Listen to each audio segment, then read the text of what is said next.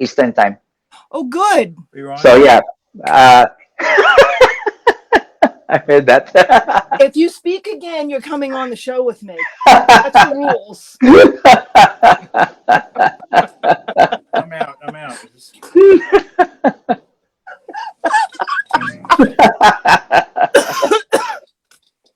Oh boy, it's gonna be a fun night.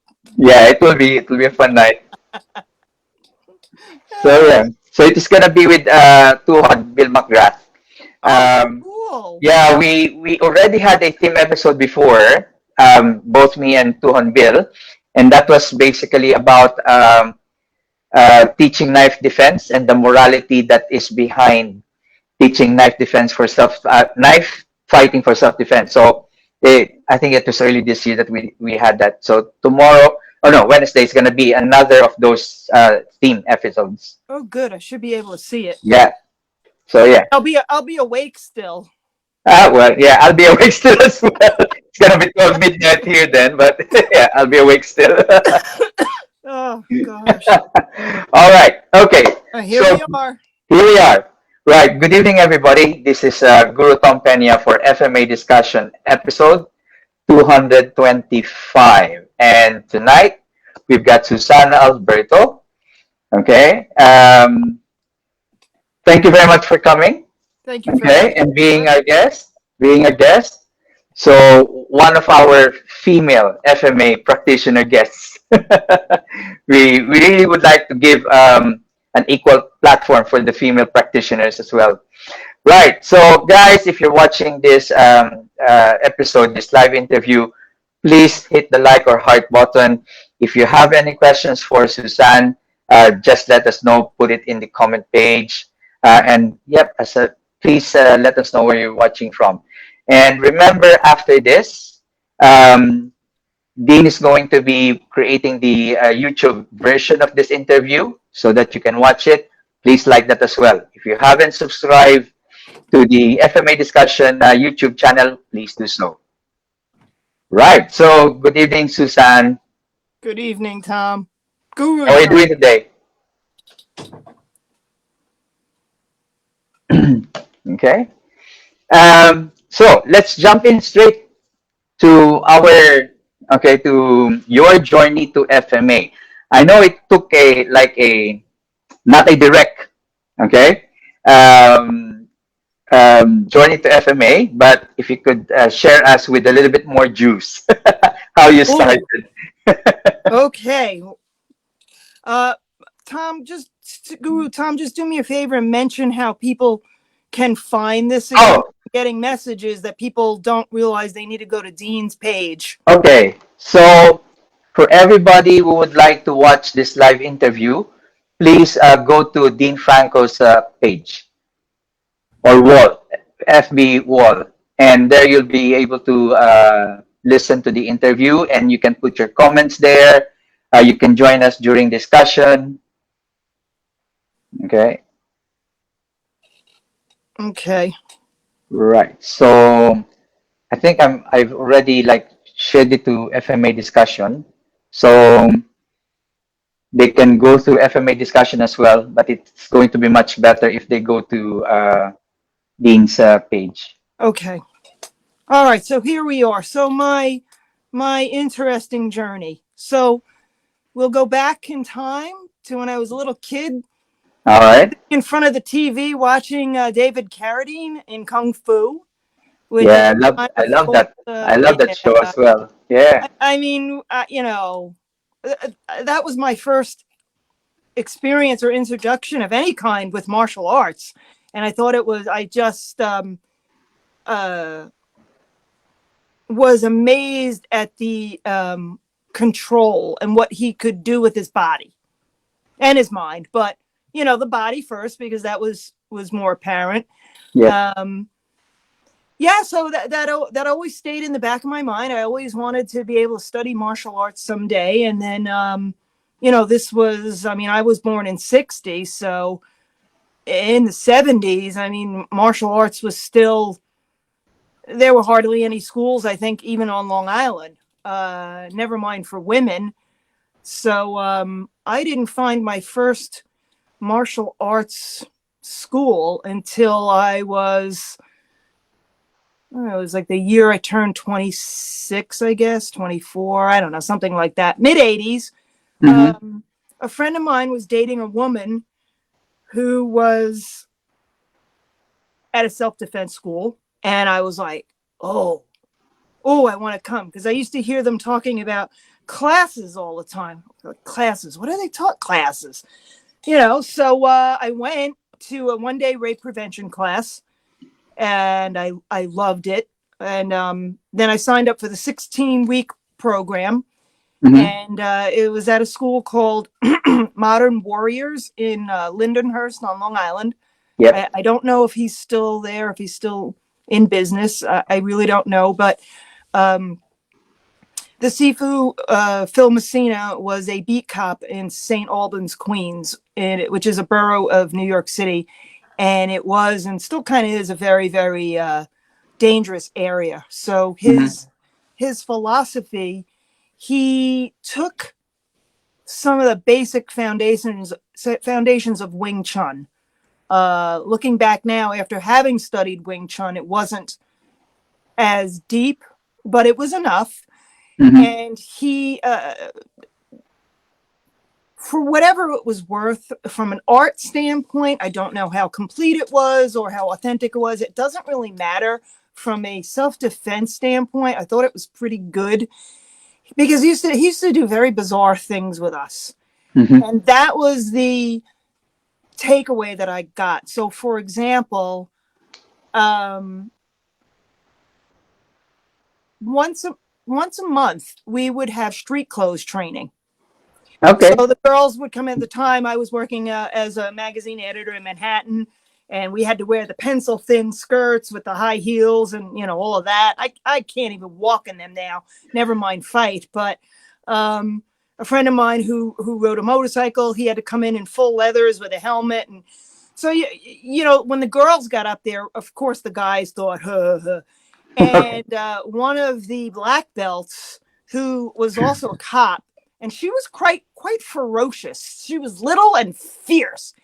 And boy, they learned to fear her with those pumps on really quickly, because it was like she had spikes on her feet. I mean, and it didn't matter that she was in a skirt. It was crazy. So all the guys were afraid of her.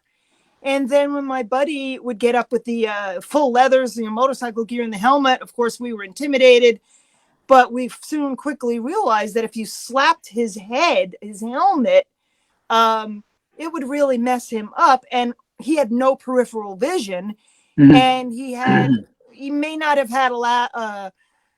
So say if he had gotten cut by a weapon because he had all the leather, he would have been protected, but he had very little mobility. So we learned very quickly to not judge and to look at what we had, what we didn't have. Things did not always appear what they seemed to be. Once a month, he would also do this thing where we would have to spar in the dark. Mm. So the school had mats, which was good, and he would turn out all the lights, and it was pitch black. Mm-hmm. And with that senses taken away, all your other senses become heightened. So he would do things like he would try to be as quiet as he could, or maybe have people standing around in the room with different things in their hands. So you would have medicine balls thrown at your back. Mm-hmm. And you'd fall and have to roll out and come up in fighting stance, and people would come in on you and stuff. It was crazy. I mean, it was crazy at the time, but it was kind of like, wow, this is pretty cool, because these are the type of things that he encountered on the streets with criminals. He never did anything that was pain compliant. Okay. He would go for bone breaking things, but nothing that required pain only, because the type of criminals that he encountered did not respond to pain. And that's the kind of thing that I encounter now in the city. True. But I'll fast forward to that.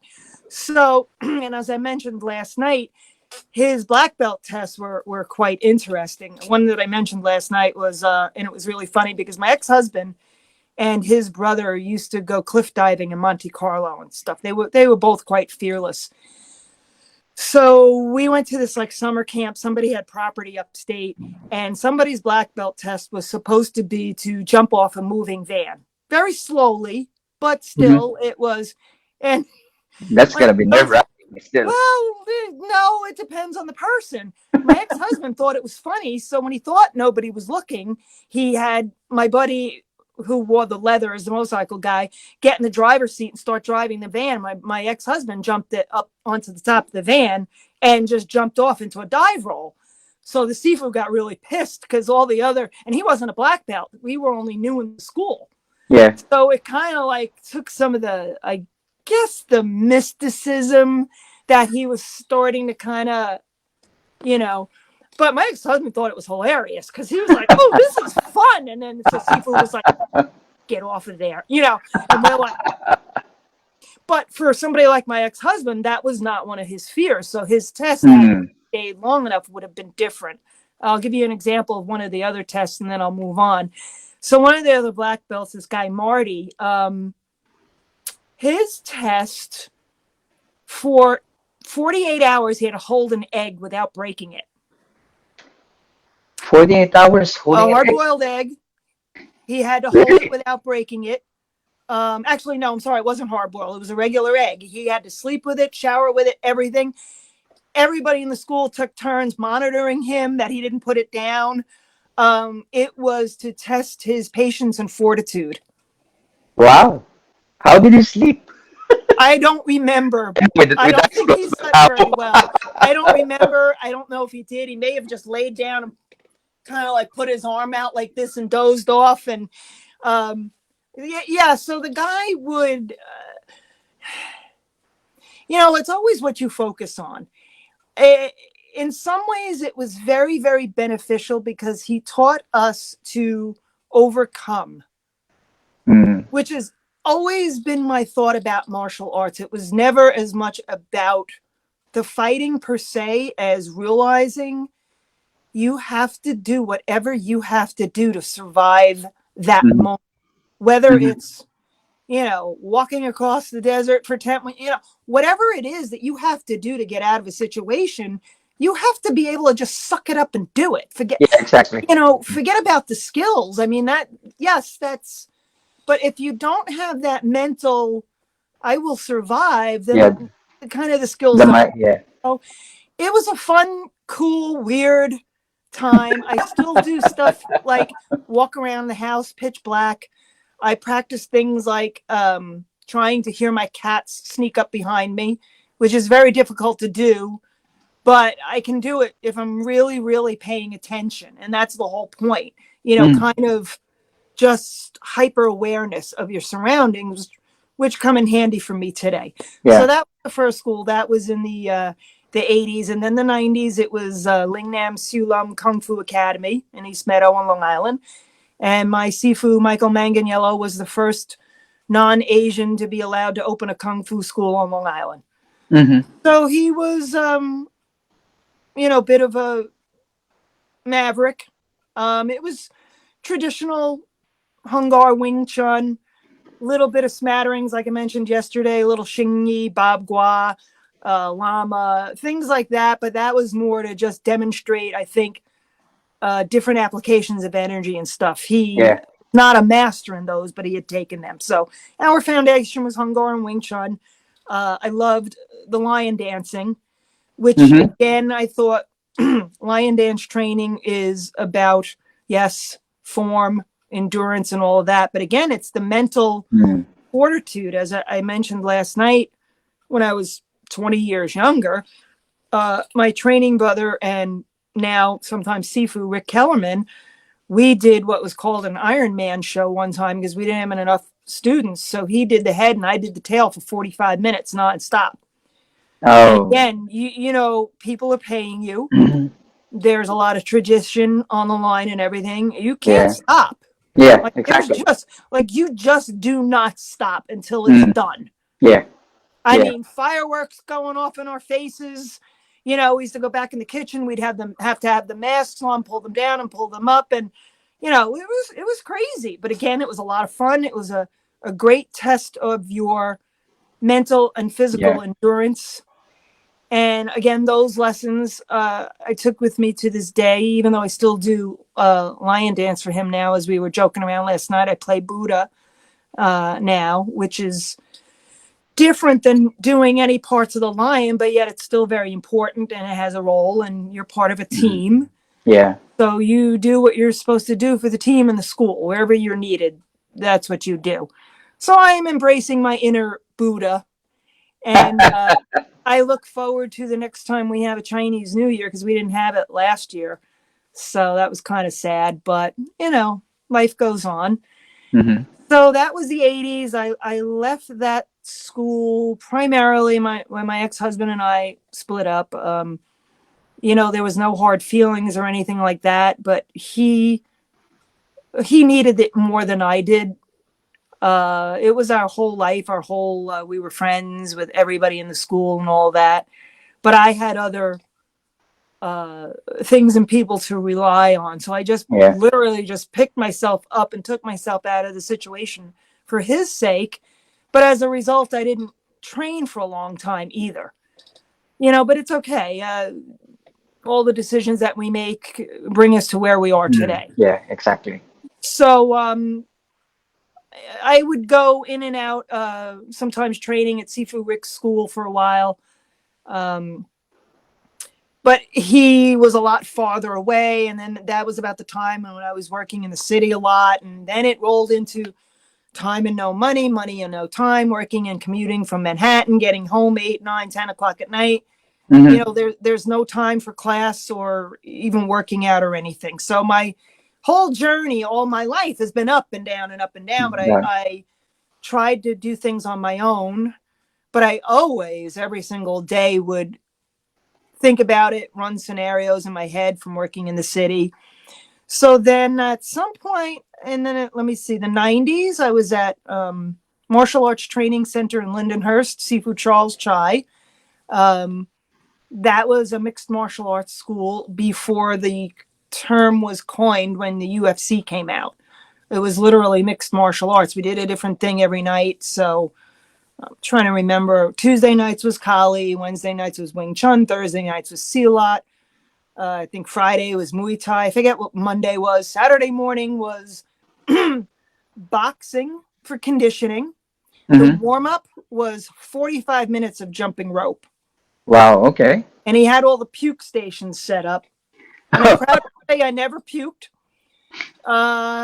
Almost did a few times, but I never did. Then another 45 minutes where he had different stations set up of different type of bags, heavy bags, speed bags, you know, all sorts of stuff. So that was so I took that for conditioning. We did learn boxing techniques, but it was more about the endurance and the stamina to supplement the regular martial arts training. We had JKD Monday nights. That's what it was. And that was, so the JKD and the FMA was Inasanto blend. All right. And trying to remember, went there for many, many years. That's where I met my current husband on Silat night when I had the great fortune of having taken one, I think it was only one seminar with Pa Herman before he passed. Okay. And if I had found that before anything else, I think that would have been the only thing I ever did. I ended up kind of being like a jack of all trades, master of none. Mm-hmm. I don't regret it, but you know, at some point, it's like even with sports, you know, you get a taste of everything, but then you kind of have to specialize in something, or you're never going to really get very good at anything, even though the principles are all the same if you learn body mechanics. Yeah. And I know body mechanics from being a personal trainer. You know, the human anatomy and kinesiology, it's exactly the same for everybody. Yeah. Only certain ways the body can move. Exactly. You know, after that, it's a matter of style and application. But I liked what FMA and Silat, I felt, were much more complete. Mm-hmm. And as much as I love Wing Chun, there was something ancestral in nature and calling that I feel about Kali and Silat. Even though I know Silat isn't strictly Filipino, but it is, has some roots in Southeast Asia, you know. So there's that blending again of Yeah. peoples. Yeah. Yeah. So, but I didn't want to abandon the things that I had already learned. So it's been a matter of, I think really just at this point, because it's just so much information, you just have to pick one thing to focus on. Yeah. That's And true. so right now I'm just really focusing on the Silat and the college AKD because that's what Sifu Greg Pichardo teaches. Hmm. And it's easy to figure out what we're going to work on because like now we're in the colder months, so it's myself, my husband, and our training partner who's a woman, and she's pretty fierce. She's been training since she was 17. We train in the basement. You know, we can do some knives and stuff, but not really sticks. We don't have the ceiling height. And then when we're out in the yard, we can do whatever we want in the summertime. So, yeah, I was at Martial Arts Training Center for several years. That's where I met my husband. And then the whole editor thing started getting in the way again with working in the city because I worked in the city, worked on Long Island. So whenever I've been working in the city, it's been very difficult Yeah. really give the training 100%, which I will get into because that's how I'll wrap up my journey. But my husband and I, you know, we've both been studying martial arts since the early 80s, but we didn't know each other then. So that was kind of interesting. So at least we had each other to kind of practice with and mess around with and like punch and hit each other and, you know, stuff like that. And sometimes people like we kind of forget and get carried away in public and people kind of looking at us. And then it's like, no, that's my husband. That's cool. You know, it's like, oh, you know, I don't want him getting arrested, you know, but, you know, like it's not enough. Like it's very different when you take formal training.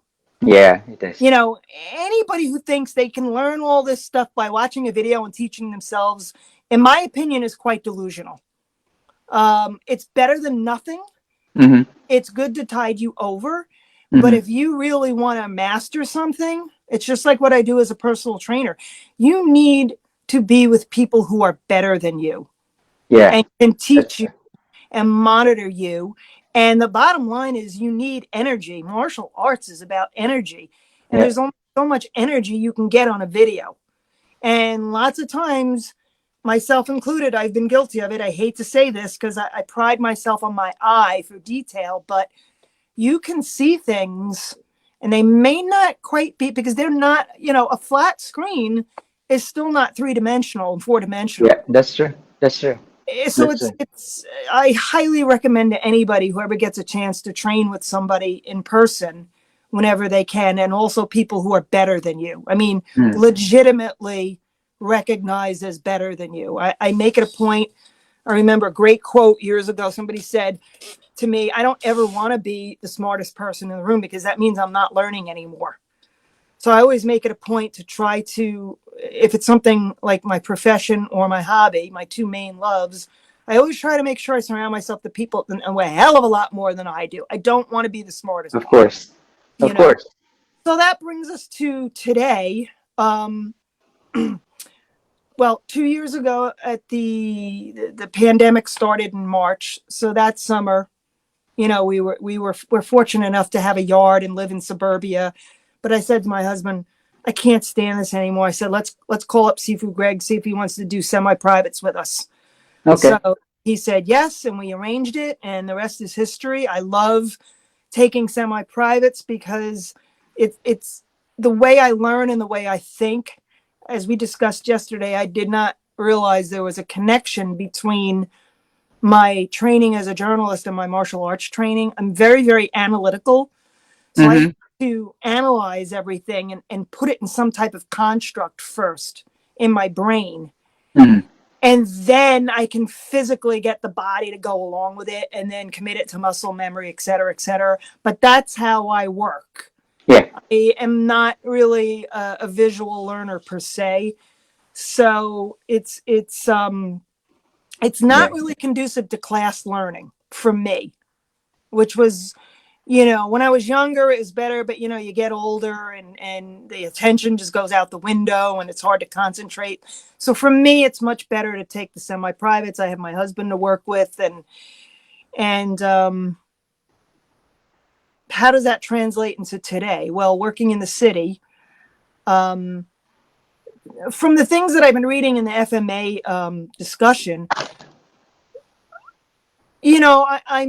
I'm surrounded by a lot of people that, like especially in the Philippines, they have to deal with fights on a daily basis and gang wars and, real Yeah. serious, like, I Mm-hmm. don't know if I would be able to survive something like that. I mean, I think I'm fortunate enough to that awareness. I've never put myself in a dangerous situation to begin with. You get the spidey hairs on the back of your neck go up, and I'm like, I'm just not going to do that. I'm not going to be there. I just try to avoid, Mm-hmm. because that is the first thing that came out of that first teacher's mouth who was a cop. He said, I'm going to tell you this right now. I can't tell you if or when to use these skills. If you can run away, call the cops. But if you're going to do it, then you have to commit 100%. You cannot half dabble with this stuff. So That's I always remembered that. I don't think it's, to me, if I can avoid a situation and run away, then it's a win. It's a good day. mm, But mm, consequently, I don't know what I am capable of. I can mm. only go based on my personality, my temperament, how I behaved when I played sports. I Yeah. was very, very aggressive and very fearless when I played sports. I also remember when I was younger and some boy was calling me names, and I took him by the head and I grabbed his hair and I swung around. I flung him into the wall. And then my grandmother got called down. I got called down to the principal's office, got in trouble for beating up the boy. So the first thing my grandmother said was, what did he do to her? Okay. So, I can only go. I mean, I'm being honest. Yeah. We No, train, that's true. but training, no matter how close you try to get to the real thing, unless you're training with strangers that don't, there's still that element of, okay, I might get hurt, but this guy is really not trying to kill me. That's true. That's true. And so for me in the city, pre-pandemic, I was working in the city 5 or 6 days a week. And from the second I got off the train, my cortisol was jacked through the ceiling until I came home at night. And I end up kind of getting what some people might call adrenal fatigue, but it's actually hypothalamic pituitary axis disorder. And I was one step away from respiratory failure because I just was so completely exhausted from being on that high alert. Some people think it might have been a form of PTSD because when you get into the Manhattan subway system, again, you are Mm-hmm. literally with homeless, certifiable psychos, drug addicts, you Mm-hmm. name it. It is in the subway and it's extremely random. There was an incident I was telling you about yesterday. It was on the news recently. A woman who seemed normal looking. She didn't look like she was homeless or anything. She was just sitting there looking at her iPhone. I wasn't there. I saw it on the news. Train pulls into the station. All of a sudden, she lunges and pushes some unsuspecting woman into the subway, into the Whoa. car. Wow. What goes on in there is almost completely random. It's not like, for instance, you're in a bad part of town, it's a Yeah. bad Yeah. part Yeah. of Yeah. town. All of a sudden you see a bunch of kids, like you kind of get that idea. This is completely random, completely psychos that feel no pain. These are people that have nothing to lose Yeah. and they're on drug withdrawal Mm. or whatever it is. So what? Even if you had a knife, unless you cut a limb off, they're probably not going to stop. Yep. Exactly. I do agree with you. I do So agree this with you. is my reality, which has colored now how I have to train or not train Mm-hmm. so I have things that may seem silly, but first of all, in New York State, especially Manhattan, you have to worry about what weapons are legal. Yeah. I'm basically very, very limited. I mean, they won't even let you, that Kubaton that you can use for Yeah. like PJing. They even outlawed that now. Oh, really? Yeah, because they caught on to what people were doing. So I have things like one of the flexible weapons I have is I put all of my keys Yeah. this Into way. one. All right. All of my keys, and this little guy is a little Yeti that one of my friends sent me. It's a joke between what our Jeeps are named, but it's like steel or something. Yeah. So this is legal. I mean, all of my keys are on here, but it's a flexible weapon. Mm-hmm. And then I also have what I call my prayer beads. They look like they're prayer beads, or they could be worn as a necklace, but they're stainless steel beads on a stainless steel Chain. cord Yeah, with a cord. Yeah. stainless steel crucifix. So I call them my prayer beads because God help the person I have to use them on.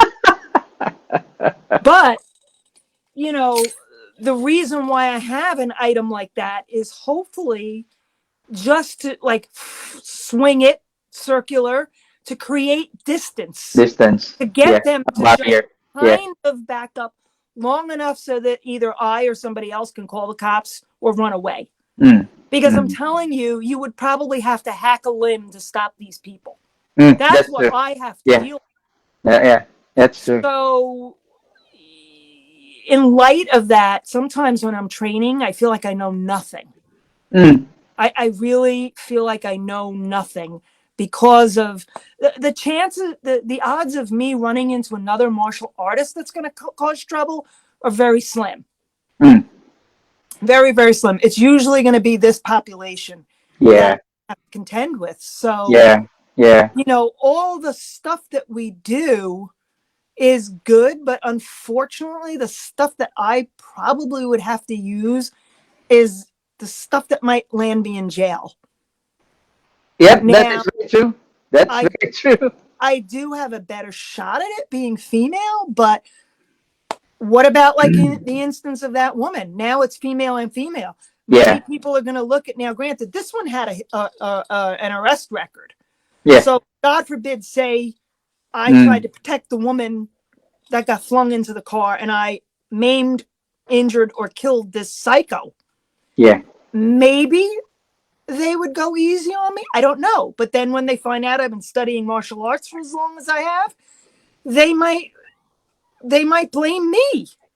Yeah. I don't know. So, you know, I try to read and live vicariously through other people in different parts of the world, and take in what they have to contend with. Mm. And I'll admit, you know, sometimes it does get overwhelming, and sometimes I'm Well. like, I can't use that. I can't relate to that. I can't relate to, you know, what some of the other people are doing. So, but in my mind, you know what?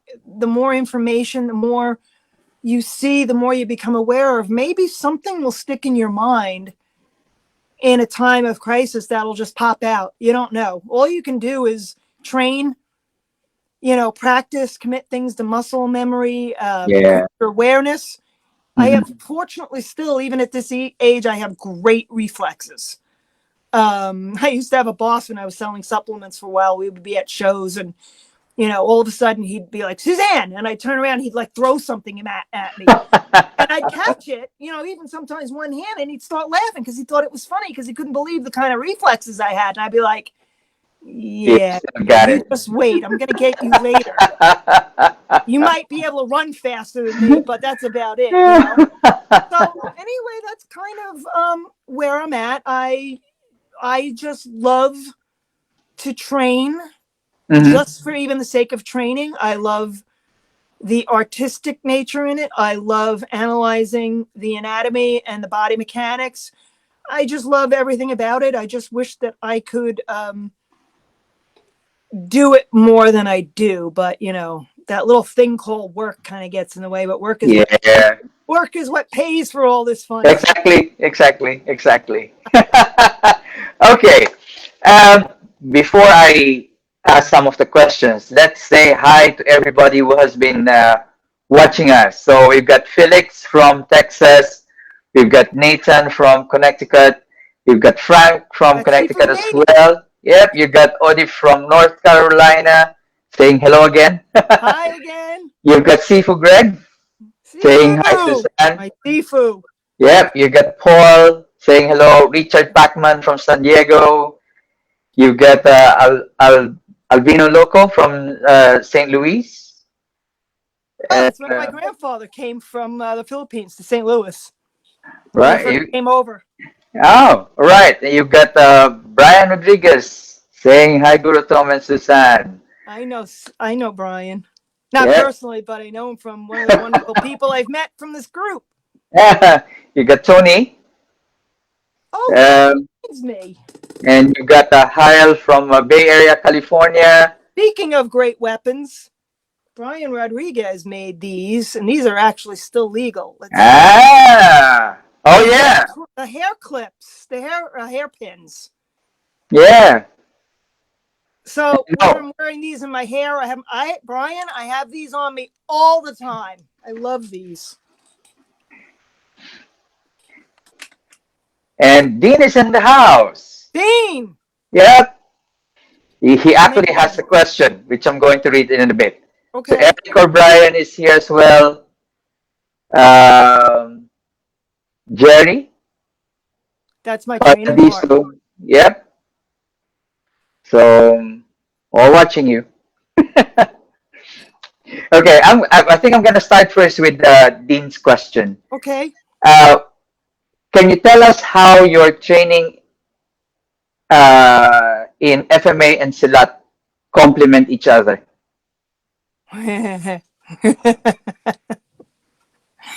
uh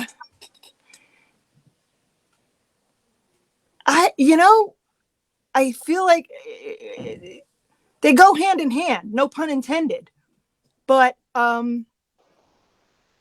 to me, FMA is literally not just sticks, but using anything as a weapon.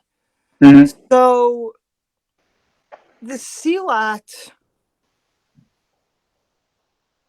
I don't know. I think it would be the wrong thing to say, but the first thing that's coming to mind is they're almost interchangeable in a Okay. way. In some ways, I have been taught that the weapon is just an extension of your limbs, but Yes. how you use them is different depending on if it's a flat blade, double-sided, if it's a stab, a slice, whatever. But I think maybe because of, again, the body mechanics and the angles Mm-hmm. and the lines, there are a lot of similarities and they are complementary. Being able to go from, closing ranges, they Mm-hmm. have all that in common. I think their basic philosophies and foundations are the same based on body mechanics. Not that other arts aren't, but I just think they seem to share a similar mother and father, Yeah. as it So it's were. almost like you can easily get a synthesis between the two. Yeah, you Yeah. don't have to mentally switch gears. Yeah. That's how I feel. No, that's a valid point because I mean, especially coming from the point of view of understanding human body mechanics. Okay, and I would say, especially from how it is from the side of Southeast Asia, you've got like similarities in body structure, similarities in geography. So at one point, the development of the fighting system kind of like is similar. So so yeah, I mean you've got a, you basically raised a valid point there. So yeah, um, I see Brian is accusing Dean of being polite. About what? Because I can't see the other comments again. So yes, because no, Brian, when you said about the hairpin, Brian said, "Welcome, ma'am." oh, okay. We Oh, can use Brian's it, very but polite. hopefully, yeah, so that's why Dean said, "Brian, stop being polite." Oh, he's always been very polite to me. Okay, Tony made it. Tony made a comment here. Filipinos at their Filipino empty hands is similar to Indonesian martial arts. As far as elbows are concerned, walking is concerned, those type of things. Yeah, yeah, that is a fair observation. Yeah, Is that Tony Clay? yeah, yeah, Oh, hi, Tony. Another one of my training buddies. yeah. I mean, at one point, you you have to consider that before the Philippines got colonized by Spain, we've got the Malaysians, the Bruneians, and the Indonesians as the early settlers of the archipelago, and of course they brought with them their fighting system. Right. So you can see like somehow through history and everything how it develops. So that's why you can get a similarity. Okay. Second question from Dean. Do you train the Silat weapons as much as the FMA weapons? Not yet. Not yet. Not yet. We right now we've been, like I said, because it's almost like being beginners again. So we've been focusing mostly on all the foundational body mechanics, sweeps, throws, locks, all that type of stuff. We have not yet put any karambits or any type of any weapons in our hands. We've just done a little bit of the stick stuff Mm-hmm. separately. We haven't integrated them yet. Okay. The way we take classes is very interesting because all of us have so much experience, but yet we're new to the way Sifu Greg and his style, which is based on a lot with Guru Cass, Magda, and oh my God, I just drew a blank. Pendekar Paul Detoire. So right now, for me, I don't know about Jerry or my husband. My husband watches everything. I'm creating tunnel vision for myself because Okay. I'm trying to just learn and You want take to in what focus on he's something. teaching us. Mm. And Yeah. so, how can I say this? It's kind of like taking what we learned previously much deeper. And again, I'm all about the body mechanics. Mm-hmm. So I've never seen the martial arts from the body mechanics point of view taken this deeply. So I'm really loving it. But right now we're kind of not intertwining things. Okay. But yet at the same token, like, because we have a set curriculum, but not really. Like, things will come up because we ask certain questions that I think newbies wouldn't ask. Yeah. Yeah. So Yeah. Yeah. Sifu Greg may be like, well, I wasn't gonna go there, but since you brought it up, okay, because we can go there. I can Mm. go there with you guys. Yeah. But it is a little bit more advanced. So he'll answer it and then we come back around. Yeah. I think that's one of the beauty of having like a semi-private lesson Oh, because sure. you can basically have that kind of discussion and you can base your teacher can always guide you accordingly. So unlike if you do it in a massive class, there's always going to be like a hesitation for somebody to answer like an advanced a question for advanced techniques or something. The best way I could describe it would be cooking. Mm-hmm.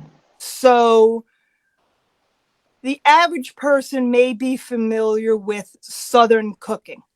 Mm-hmm. You have all the same elements.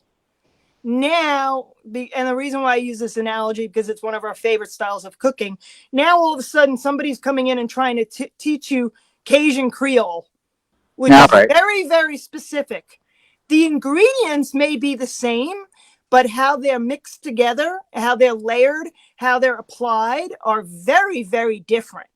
And there's all those little subtle Yeah, nuances. nuances. Yeah. And that's kind of what Sifu Greg is doing with us right now. It's the same cooking, but yet it's very, very, very nuanced, very Mm. flavorful, um, Mm. very just, it's amazing. I mean, I'm not saying this because I'm biased. I mean, I am very critical. I'm a very critical human being because of the nature of the jobs that I've had. Yeah. So, and I've made mistakes in the past based on ignorance. Yeah, we all do. We And all we all have do, and that's okay as long as you stop brown nosing. No, but it's true. And I think you fortunately get lucky enough in life to finally find a home again yeah. when you know that it's right. So it's like what you don't know, Mm-hmm. but you also know what you do know, and you can tell the difference between like the real thing and something that may not be. But I still try to, like I said, I always try to find the value in whatever the thing is. So that's the way I kind of like to try to describe what we're doing now. And that's why I say, even though we have all these years of training, Mm-hmm. it's a different style of cooking. Yeah. Yeah. Yeah. Now, Nathan said, "Can we see a full contact demonstration on Keith?"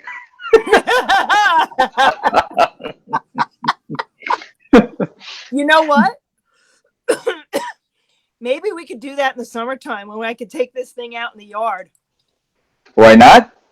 Why not? My poor Yeah. husband, he gets to, it's interesting when we're talking about training.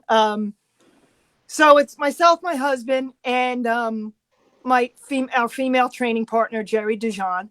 And Jerry's known my husband for years. I mean, it's really funny because when people who are around them don't know them, they think they're the married ones. And they're both like, oh, God, no. And I start laughing. And they were used to being in a school where there was lots of sparring and, they would just have at it. So they're used to like really beating the crap out of each other. And it's great. I love it, My schools, it seemed like there was, especially when I was at the Kung Fu school, there was always that worry of lawsuits because of where it was located in on Long Island. All So I right. didn't get to spar as much. I still have this, and I talk about this with Sifu Greg and Sifu Nate all the time. I have this inherent aversion to hurting other women unless they're assholes. Then I have no problem. But even like in the UFC fights, Mm-hmm. I think the women are better. They're more technical. They can't rely on brute strength and Good everything. strength. Yeah. But it makes me nauseous to see other women beating the daylights out of each other. Unfortunately or fortunately for my husband, I have no problem hitting him. So sometimes when I'm trying to learn a technique, I like to do it with Jerry. And I know she's not a softie. She can take it. But it's weird. I just, maybe if I get lucky enough and we get some asshole woman to join us, I could beat the crap out of her. But I just really have a hard time hurting another woman, especially if I like them. Okay. So it's nice to work with my husband because he's an excellent martial artist. He does not go down easy. He doesn't make the techniques easy for us as women. So, we'll try to work it out with each other first. And it's like, okay, do it with Keith. Because we know Keith's not just going to hand it to us. Yeah. We have to earn it. Yeah. So we can't, like with each other, we may be able to pull it off in spite of ourselves. Mm-hmm. For whatever reason, whether it's intentional or not. But with Keith, we friggin' earn that technique. Okay. So Well, it's a nice little round robin. And then Sifu Greg will just stand there looking at the three of us like. so summertime, we can have like a special edition. Dean, you We can listening? do that. Yeah, because I mean, one of the things that Dean started is interviewing couples who are who are basically like Oh, teaching martial really? arts. Yeah. So the Hatches, he interviewed them Friday, Oh, yeah, and there that's was right. another couple. So Right. we can have you during summertime, live sparring. That would be fun. That would be fun. Yeah. Okay. Um, I'm going to backtrack a little bit. So your first experience basically in learning martial art is through this self defense. Mm-hmm. Okay, and then you went into Chinese martial arts. Yes. Okay, what are the things that you took from those experiences in your journey into FMA? Protecting the center line. All right. Protecting Okay. the organs. Trying to be very efficient and very technical, especially as a female. I remember thinking when I was younger too, that I wanted to be like the old Chinese guys in the park when they're like 1,000 years old and they're still doing Tai Chi. So Yeah. my husband has a background. He started out in TKD and Tang Soo Do and, did the high kicks, used to be able to do a full split until he got his ACL repaired. But I thought to myself, and knowing what I know about the body, I was like, it looks cool. It's all great, but that I want to be able to do this until they send me out to Valhalla. So it's one of the things I loved about Wing Chun and again, FMA and Silat. I would say they are extremely interested in the center line, because Okay. that's where Yeah. everything is. Yeah. You control Yeah. the center line, you control everything else. Yes, Forget about exactly. all this. This Yep. doesn't matter if you've got control of this. So Yeah. whether I did it very well or not is a different discussion, but that's what it always, that's another thing that has always shaded what I look for. Hmm. You have to protect the organs Yeah. or attack them. Mm. Okay. Dean made a comment last weekend. We had the pleasure of having Sifu Greg, and he performed demos that were outstanding. Yeah, and Sifu Greg said that would be interesting. I think is referring to the Oh yeah, he is. to He the definitely interview. is. Right. So yeah, Dean, we need to set a date now for summertime.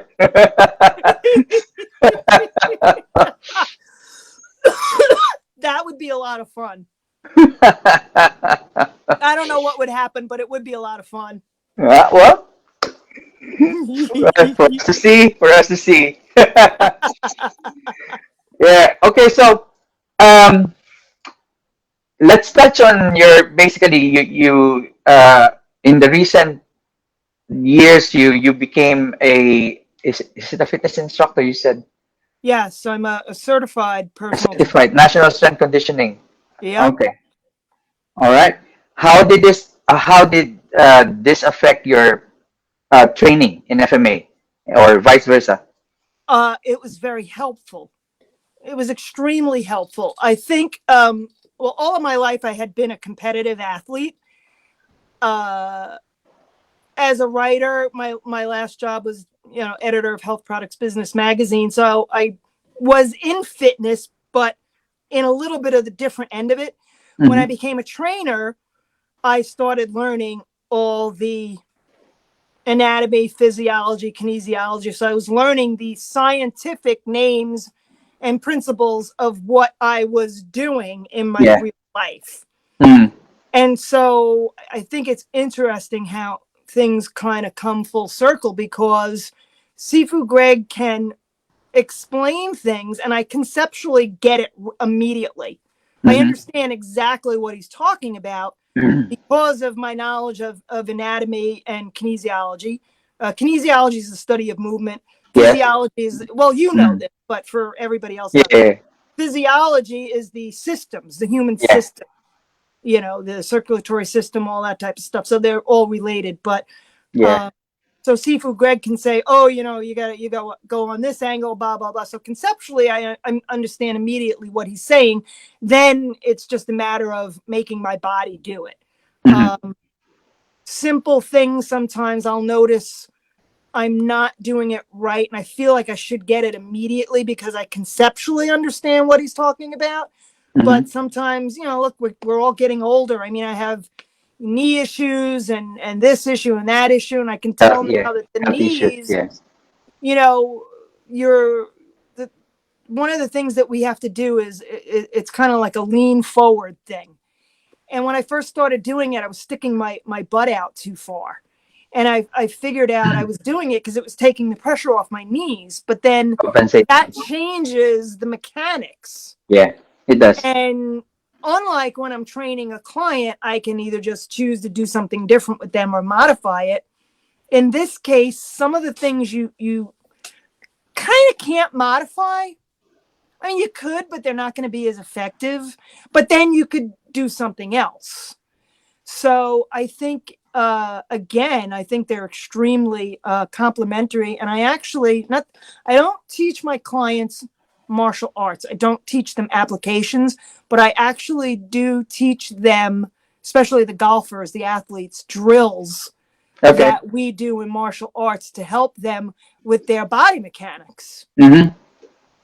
That's It's good. cool because sometimes, look, like Bruce Lee said, kind of you take from wherever you can get it. So if I've got to make somebody sit in a horse stance or, to get them to do whatever, I don't care.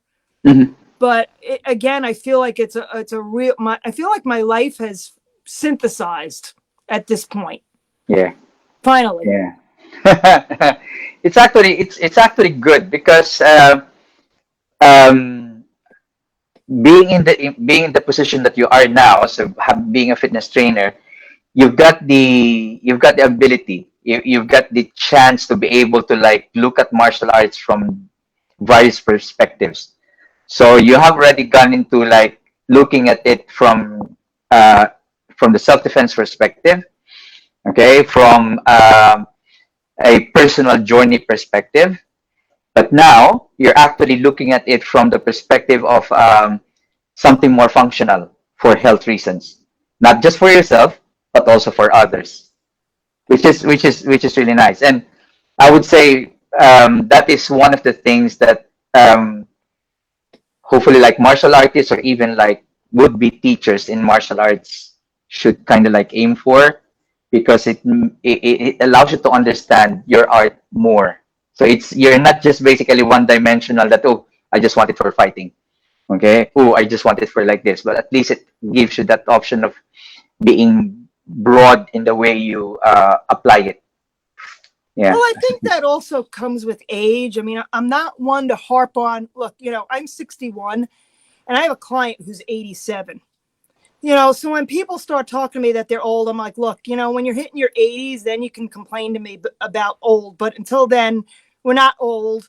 But the fact of the matter is, yes, we Yeah, get older you get and we those.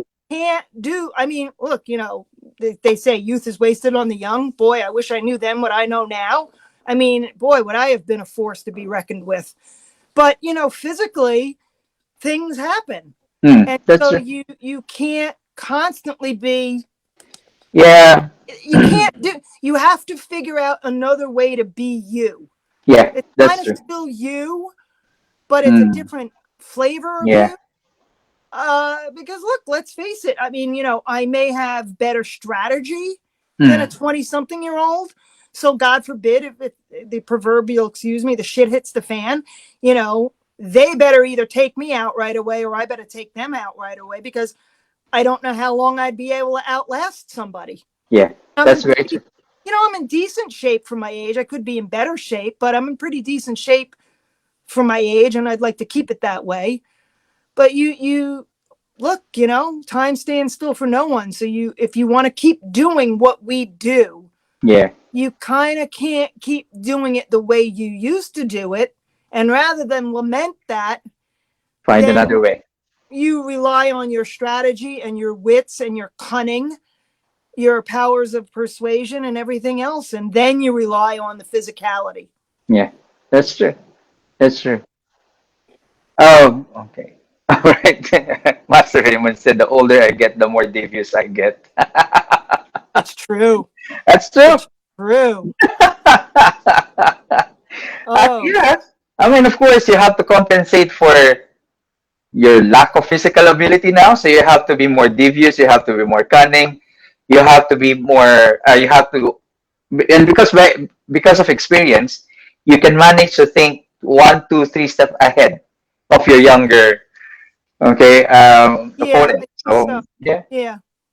I So mean, yeah. the thoughts that go on in my brain when I'm sitting on the subway, I think people might be horrified to know what even my husband sometimes will come home and I'll tell him and he'll just be mortified. He looks at me. I'm like, but this is my reality. This Yeah. could happen. That's true. So I have to, like I sit there and the first thing I do is I get my position where I want, if I can help it. And then I case every single person on the train. I pick out the one that I think might be the biggest threat. And then I figure out what I could do to him or her if they Mm. become a problem. And Mm. sometimes it's kind of like, but look, it's one thing I do know I have in my favor is I have that fighting instinct. And I'm telling you right now, I am not going down. I've even told Sifu Greg, and this is no joke, like Sifu Messina said to me years ago, if I'm going to do this and I'm going to use this, Mm. I'm going balls to the Yeah. wall. And Mm. I'll worry about, everybody sorting it out later as much as I Yeah. can. Yeah. I'm not going to want to try to kill somebody, but again, You're dealing in. with what I have to deal with, I might not have any choice in the matter. Yeah. Exactly. So it's almost like you want to avoid it as much as you can. Yes. If basically if shit hits the fan, sorry, Yeah. you have to be in. you have to be in. Yeah, you have to be in. Yeah, yeah. So I made that decision a long time ago. I mean, I am one of the things I never mentioned, I don't bring up too much, but I feel like it's important to talk about again because, you know, the FMA discussion group is cool. It encompasses so many different demographics, age Yeah. groups, and we have this bond, but within that bond, there's a lot of differences, Hmm. and you know, maybe something I can share can help somebody else. But one of the things that has strongly colored my life is when I was in college, my junior year, my best girlfriend in college with me, excuse me, and my best girlfriend at home. Well, she was going to school at American University. Excuse me. Both were violently raped by people they knew. Oh. One was the one down in DC was lost her virginity to a guy at gunpoint. The one up at school with us was raped by somebody we knew after a garden apartment party uh, with broken bottles and screwdrivers and things like that.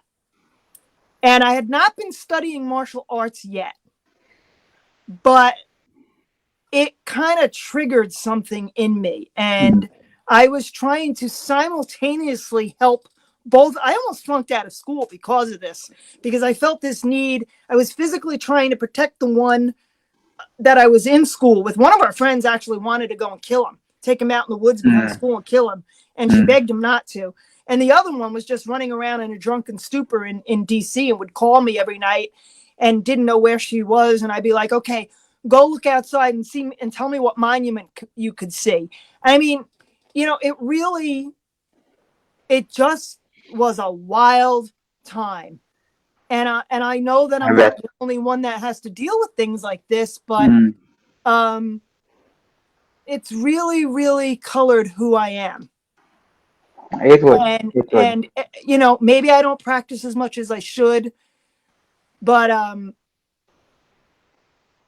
I have this intensity inside me that God help the person that tries to do that to me or something Mm. I love. Mm. And I've Mm. told Sifu Greg, no joke, if you get a phone call from me in the middle of the day, then you probably know what it's going to be about. You're going to, Mm. Mm. I would probably call him first, then my husband. Mm. Mm. Um, but I've made that commitment, you know, Yeah. like maybe I don't have as much sparring experience as everybody else does, but I've had very different experiences that have rattled me, Yeah. Yeah. Yeah. that Yeah. I still have to Yeah. walk around with. Mm. Yeah. And so I may be, you know, we joke around when we train and stuff like that, but I just know when push comes to shove, You know what you're capable of. Mm. I just know that I won't stop until something's Mm. done. Mm. And Mm. I do pray to whomever every day that I don't ever have Mm. to find out if Mm. I'm any Mm. good or not. I will be Mm. very honest. Most people run around bragging, oh, I could do this, I could do that. I don't know.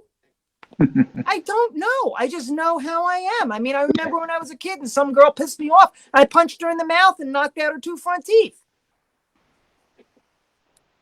So I Yeah. just know who I am. Exactly. And I Exactly. just hope that whatever I learn, whatever instincts I have, that they will not fail me Mm-hmm. and they will take care of me and I won't go Mm. overboard. I will do only what's necessary to and basically, you know, I feel like the more powerful you get with your training, the much calmer you get Yeah. and the That's more at peace you are because that's true. you possess a certain strength and power Mm. and you do know what you can do. Yeah. You don't need to prove that to anybody else. Mm. Mm. So I don't really, I mean, I do have to prove myself to my Sifu, my training partners, but to the world at To the large, wider audience. Yeah. you know, my No, clients no. know I study martial arts, but I don't talk about it. I don't show them anything. I've Mm. done kickboxing with a female client who used to go down to DC sometimes with work and she would get a little, you know, so I would only teach her very, very basic things in the format of physical fitness. But I don't share this. I don't go around bragging Yeah. and Yeah. because I don't want to tip my hand. I don't want Mm. people to know again, I don't even know what I'm really capable of. I mean, as far as a technique and skill. Mm-hmm. From another standpoint, that's a different discussion. Yeah. And I don't want people to know. I don't want to Yeah. ever really have to find out. That's my Mm-hmm. philosophy. I do this because I don't want to have to find out. Mm-hmm. Mm-hmm. That's fair. That's fair. That's yeah. That's a fair answer. Yeah. I'm sorry to hear about your friend. Oh, Yeah. yeah, But they both. mm, I hope Yeah, I hope they're fine now. no, one No. one I don't speak to anymore. I think she kind of cut me out of her life because I reminded her of all of that time. And the other one is since deceased. She had a Okay. very bad life. And I Mm, felt like I wish I could have. done I something. intellectually understand it's not my fault, but I wish I could have done more to Yeah. protect them or help them. I know that I couldn't. I mean, one was thousands of miles away, Mm, but the other one, I was at that party with her. yeah. I was at that party with her and left. She basically helped the person who did this to her. It was in a dorm. So she volunteered to help him put all the equipment away back to his room. Oh. Okay. And she never reported it because she thought this was, again, back in the late 70s. She didn't think anybody would believe her. She was Mm, at a yeah. cocktail party. Everybody had been drinking. She Mm, actually willingly helped him back to his room mm, with the mm, stuff. And mm. it was almost like experiencing it myself. I had to experience the emotional and Of course. spiritual breakdown of a Of human course. being. Of course. And so that's Yeah. why, I don't say this flippantly. Um, it's not about bragging. This Mm, is like really, really personal for me. mm, mm, mm.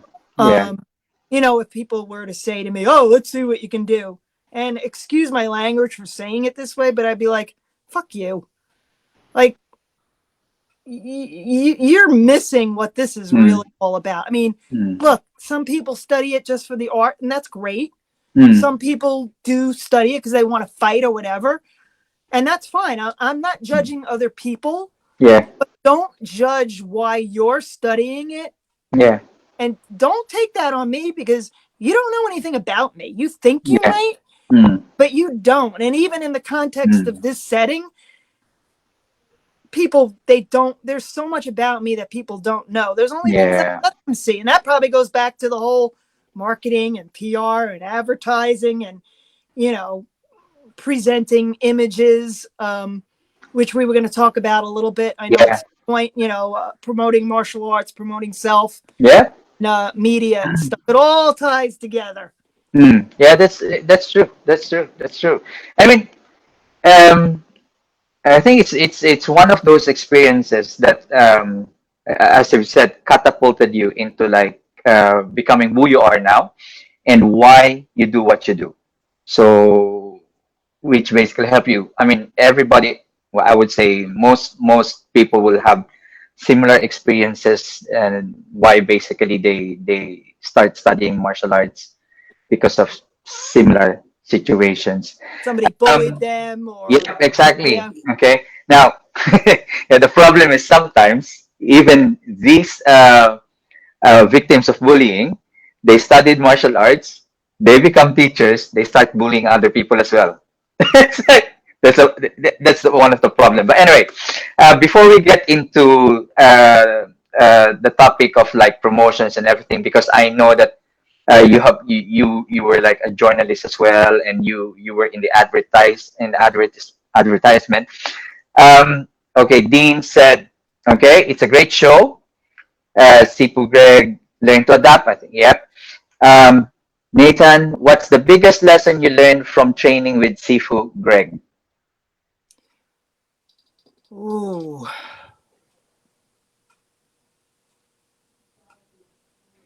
And while you're thinking, Brian said, love the honesty. oh, thank you. The biggest lesson, I've learned a lot of lessons from him, but I would say the biggest lesson is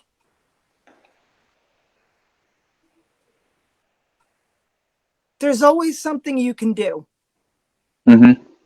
It's not wrong. Mm-hmm. There's always something. You just have to think. I would say that's probably the biggest lesson. Mm. I think it's a very valuable one. It is a very valuable one. It is, and even not just from the martial arts perspective, even as even in your job as a fitness instructor. Okay, so you have to learn basically how to approach your clients differently according to how to their uniqueness, and to be able to offer them like exercises or movement in a more functional way. Not Yep. everybody is the same, so yeah, it's a very valid answer, and it's a very honest and sincere answer as well. Yeah. So thank you, Nathan, for asking that question, or Sifu Greg said tough question.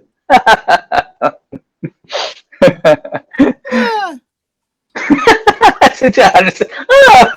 Okay, so let's get back now. So you used to be a journalist, and you used to work for advertisement, and also like for somebody who was into FMA or into martial arts in general, um, can you kindly like share your thoughts when it comes to like promoting yourself or trying to like present yourself in the media? sure. Um, yeah, because I mean, um, before before all this internet and everything, if you want to settle anything with somebody else, you get a discussion face to face. Okay, and the way you present I miss yourself those days. exactly the way you present to that person would either end up having you with a good discussion, or you having an argument, or worse, basically beating the crap out of each other. Okay, so you learn to become accountable to your behavior, to the Yes. way you present yourself.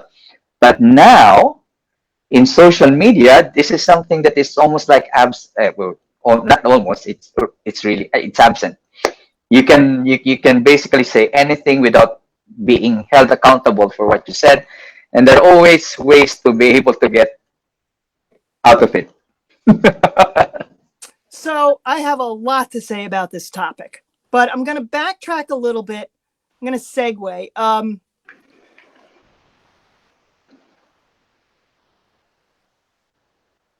There is accountability. There is and there isn't, and I'm going to get to that. Okay. As we all know, perception is everything now. Mm-hmm. So with social media, there is on the surface no accountability on the Mm-hmm. surface, but in reality, you are always accountable to somebody or something the minute you put that out there.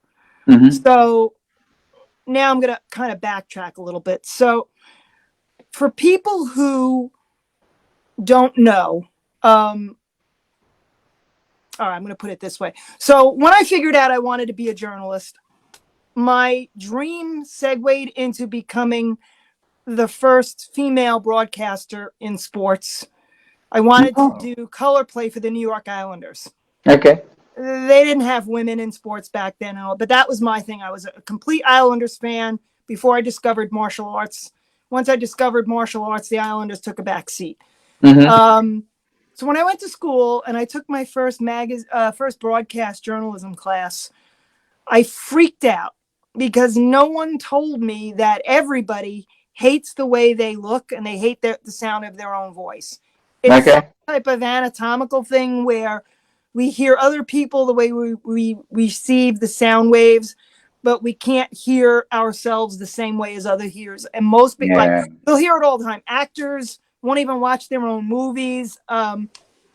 So unfortunately, after that one class, I was like, oh hell no. Plus I had the Long Island accent. Then I came home, they thought I had an upstate accent.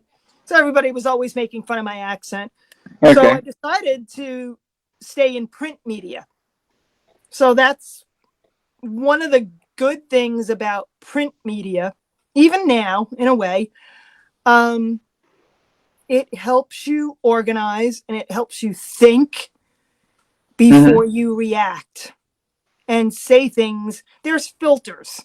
Yeah. Um, people always tease me and they say, and even I say things like, oh, I don't have any filters, but I actually do. Because like I said, if people really knew what went on in my brain, they might be horrified.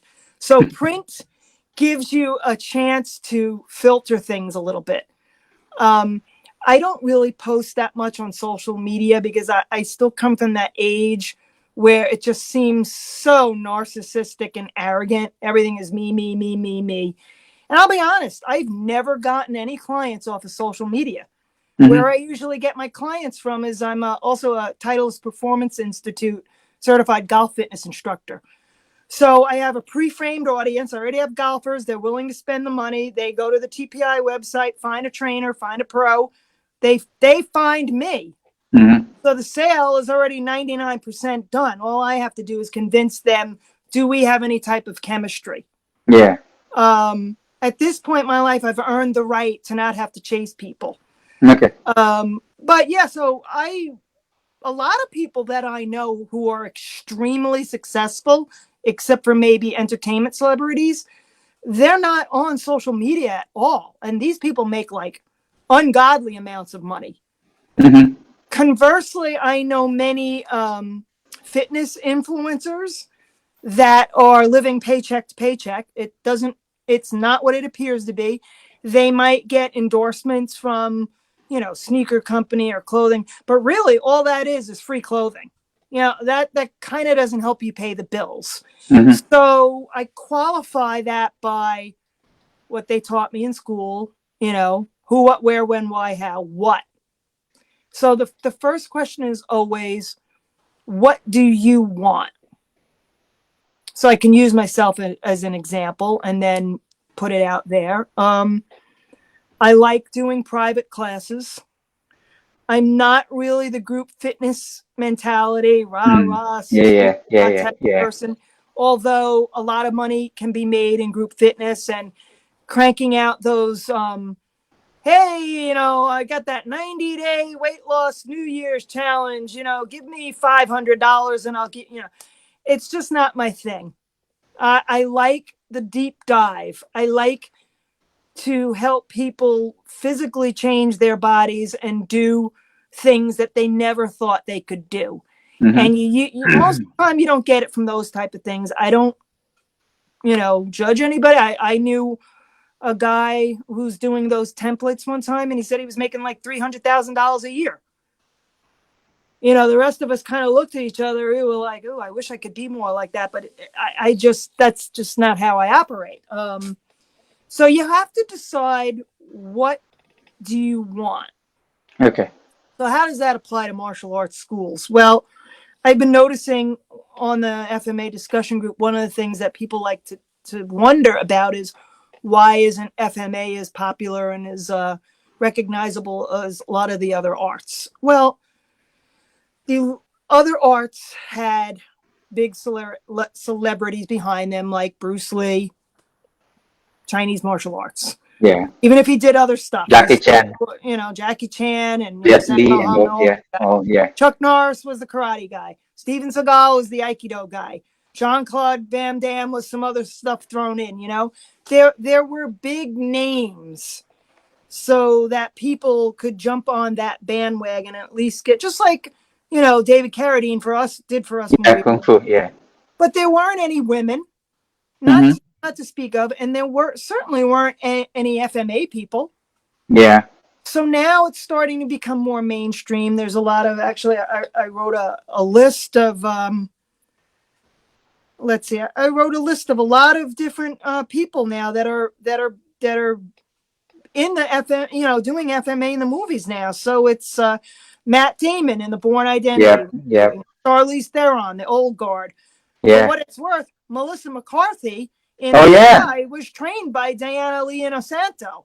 Yeah. So there's a whole market right there of a particular demographic of women who might think, oh, I can't do this, or, no, you can, you can. And if you want to, you should be able to. And then you've got Diana Lee Inosanto in The Mandalorian. I mean, It's like, I read that sadly, she went on the audition, but she kind of had it in the bag because they, unbeknownst to her, they kind of had her in mind for this. But she didn't think she was going to get the role because at 53, she thought she was too old. Mm-hmm. You know, so that's part of the problem. But she got the role. You know, so we've got to capitalize on that. Yeah. You got Daniel Craig in Quantum of Solace, Denzel Washington, Jason Strahan, Vin Diesel, all these actors, Keanu Reeves. You know, Mm-hmm. I watched those John Wick movies, and I know he was doing Silat in there, and there was no mention of Yeah. Silat. I don't know what that's all about, but at least now we have even something as silly as Raya and the Last Dragon. That is a Yeah. perfect Yeah. opportunity Yeah. to get young girls into FMA. Mm. Perfect opportunity. You've got Roger Wan doing Dune. You know, at least he has been giving props to Mm-hmm. FMA. So how does that come in? Well, things as simple as you have to worry about copyright laws and things like that. So, but you could do something like, say, if you have a school, you could be running a video of Raya and the Last Dragon facing the street while your classes are going on, and you know, little girls come running by with their mommy, oh my god, I want to do that. You know, you have to kind of be creative. Yeah. There's ways that we can be done. You could start with you know, free seminars at, you know, churches or community centers. You know, I hate to sound cliche, but a rape prevention like they did in it was a couple of months ago. Sifu Rick Kellerman and Tony Taclay was there. A couple of other people. They did a cane seminar. Mm-hmm. Sifu Rick went out and bought a bunch of canes for the elderly when a lot of the Chinese attacks were going on down in Okay. Chinatown. You know, so all those little things, they're just very creative ways to bring some exposure. But I think, and I'm going to go out on a limb by saying this, I think maybe too, the image. Okay, so this goes back to, what do you want? So Mm-hmm. who do you want to teach? I've had teachers that wanted nothing to do with teaching kids.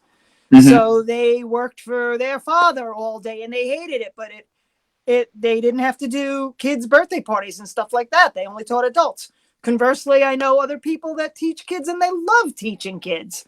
I have other people that I know that train nothing but fighters. I have a friend in Galway who, right before the lockdown, he bad timing, but you know, things happen for a reason. Wait, what is this? What's the selling point of Silat? What can give other women that you benefit from training in it? I think any martial art is valuable, but I think Silat and FMA is completely well-rounded. I think if Okay. you learn the two of them together, it covers everything. As great as maybe jujitsu is and grappling, um, there are limitations. Same thing with a lot of karate styles. But I feel like if you combine the Silat and the sticks together, I find it amazing with women in particular when I've seen things go down on the news or whatever, or even when I'm watching things on TV. And I don't know if it's because we grew up Filipino, so we were used to getting hit in the head with shoes. And my grandmother used to come after me with a metal vacuum cleaner pipe. And I was like, oh, hell no. My brother was stupid. He stood there and let her hit him with the vacuum. I said, screw that. This woman's going to have to catch me. So I ran up the stairs and closed the bathroom door on her right as she took the metal pipe and whacked it on the door and made a dent in the bathroom door. And then she started screaming at me. And I said, I didn't tell you to hit the bathroom door. I mean, so, you know, the FMA environment teaches you to use everything. Yeah. You That's can true. look at just about anything and it can be a weapon, Yeah. whether it's to hit somebody with or buy you time or create distance or whatever it is. So again, I personally feel that's one of the defining factors of Silat and FMA in particular, that no, you're not helpless. Yeah. There, That's true. and it goes back to what I said about Sifu Greg saying, you know, there's always something you can do. You know, like, so when I see on these TV shows, you know, like some guy grabs a woman and she's just like this helpless, limp thing. And I'm like, oh my God, you still have fingers and he's got two eyes, do something. Like, I just, I think, I don't know. I think FMA and Silat really brings that home. It really, and again, that could be a cultural thing, because you've got. Well, okay. So it goes back to what I was thinking as far as image. I think maybe Silat first more than FMA were kind of more hidden and done not in schools and in people's backyards and things like that, whereas like you've got that image of Bruce Lee in Enter the Dragon where there was that sea of all these students, they're all dressed in crisp white uniforms and everything. There was this sense of order and discipline, and let's use kids as an example. Parents see that. It's like, oh, I want my kids to learn that. But then maybe they see FMA practitioners coming across looking like thugs. And that's okay. But again, it goes back to, okay, what do you want? So who do you want to teach, or who do you want your clientele to be? One of the reasons why I picked golfers is they have a lot of money and they have no problem using it to get themselves be able to be better to play golf. Yeah. And I live in New York where there's lots of money. So why not? Yeah. That's so true. with FMA, you have to decide on one level. Yeah, there's no accountability with the internet. People just say and do whatever they want. But in actuality, depending on who you are, there is accountability. Because you could go and just say whatever you want. Oh, well, I'm just going to stir up trouble. But is that who you want to be? If that's who you want to be, that's okay. But, do you want to open up a school for thugs? That's okay. Going back to my friend who lives in Galway, pre-pandemic, he got rid of his general population clientele and wanted to focus on the fighters, because he trains fighters, Muay Thai fighters. He's a white Irish guy who trains Muay Thai fighters, and they pay for him to travel all over the world. Sounds like a pretty good gig to me. Yeah. Then the pandemic happened, and he was like, oh man, I could have used those general population clients right now. But it all works out in the end. His wife is making enough money, but point being is he decided to promote himself as a professional trainer. Yeah. That's what he wanted to do. So you have to present the image of whatever it is that you want. If you want to train thugs, great. If you want to train kids, great. But one of the things they taught me at Equinox, they taught me when I worked for selling supplements, everything is sales. Whether you like it or not, you have to sell yourself. You've got to sell your product. You're always selling something. If you think you're not, you're delusional. You need to just take a check, because you're selling something, and that's what it ends up. And it's never about you. That is one of the most valuable things they ever taught me. This is not about you. It's all about them. It's about what do they want. And you have to pre-frame every single thing you do, from the way you look, the way you speak, what you're wearing. Yeah. I have in the background here, even though I'm training from home, I make sure I'm clean. I'm wearing my glasses. I mean, these people are paying a lot of money for me. So I still want to present a professional image. Yep, that's true. And I never forget that they are paying me. And sometimes they'll make, not so nice comments here and there to remind me that they're paying me. But it's a good, gentle little reminder, because it's not about me. You can never make it about you, even though that's what you want to do. So whether you want to open a school or you want to have a Facebook page or you want to have a podcast, you have to decide what you want and what your image is going to be. And there are consequences. And you have to decide what you want to live with. And whatever it is that's fine for you. But the other thing I think that's coming into play right now, not for a lot of the other martial arts as much, but I think for us, because these arts are now coming into the spotlight. Mm-hmm. See what that says, but I think because we are trying to get some more mainstream recognition, that what one of us does affects what the other does. Yeah, I that's true. could be wrong. Mm-hmm. I don't think I am, but if I am, I'm more than happy to hear what other people say about this. I think it may be a temporary thing, but I think, look, let's face it, Bruce Lee, he's a great example. He was very, very, very calculating in his image and Yeah. how he crafted every single little thing that he did. So, wait, public could be a contributing fan. I can't read the whole comment. Tom, could you read it?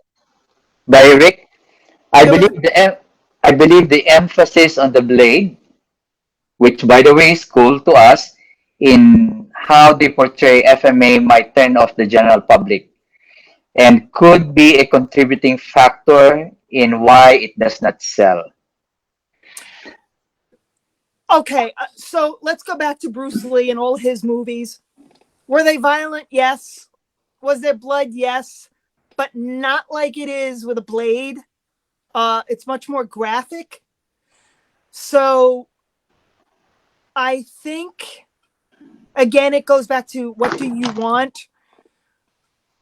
There's always something for everybody out there. But if we want to get, say, for instance, more women into martial arts, into FMA, maybe showing the blades first thing off is not the way to go. Maybe the way to go. And again, I'm only speaking from the American public. I can't speak to what goes on in the Philippines. I know it's very different, but I do know about what goes on here. So maybe the way to go is, just like they do in some of the gyms. You might not like it, but we're playing a long game here. So maybe you have classes where it's just females. And they can get used to being touched. That's one of the things that freaks out women. I'll be honest with you. If some moron came over and grabbed my chest, I wouldn't bat an eyelash. I'd just gouge his friggin' eyes out.